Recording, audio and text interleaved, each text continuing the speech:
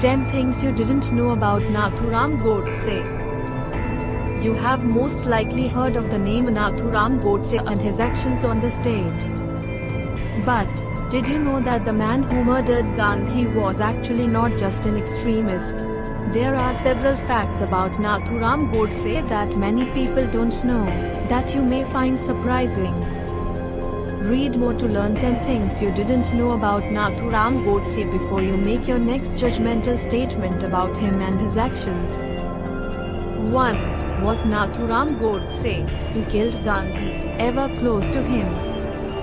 Nathuram Godse, who killed Mahatma Gandhi, was born in a family of staunch Hindus and had close ties with Rashtriya Swayamsevak Sangh (RSS).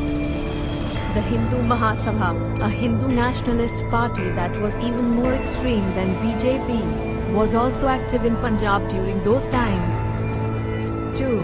Why did he kill Gandhi? India was going through a lot of turmoil at that time. The country was divided on religious lines, and there were several movements to unify India under one flag. Many Hindus feared that if Gandhi's idea of India, which included Pakistan, came to be, then Muslims would get more power than them. That is why some people thought Nathuram shot Gandhi. 3. What was his upbringing like? Contrary to popular belief, Nathuram Godse was not born into a poor or farming family, nor did he grow up in an environment of illiteracy. His father Vishnu was a school principal and his mother Lakshmi wrote poetry in Marathi.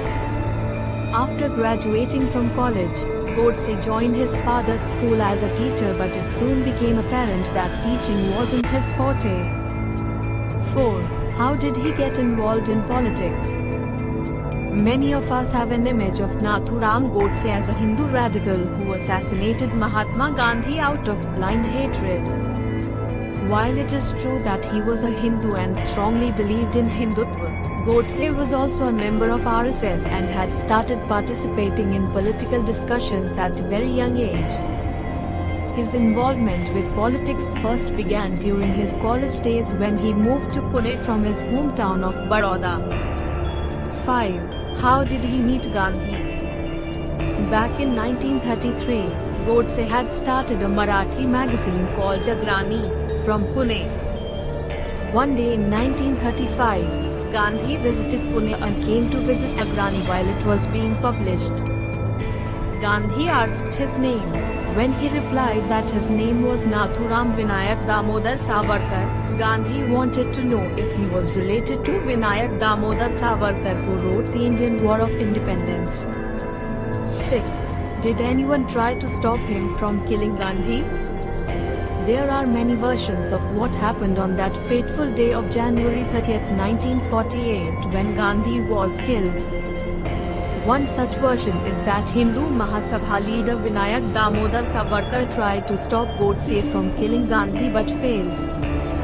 Another version is that after his meeting with Savarkar, Godse purchased a second-hand pistol and killed Gandhi at Birla House in Delhi.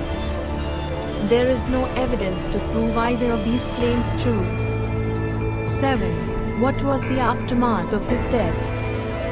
Godse was tried for murder in a trial that lasted from May 17 to July 29, 1948. He was found guilty and sentenced to death on November 15, 1949 by Justice Atma Charan.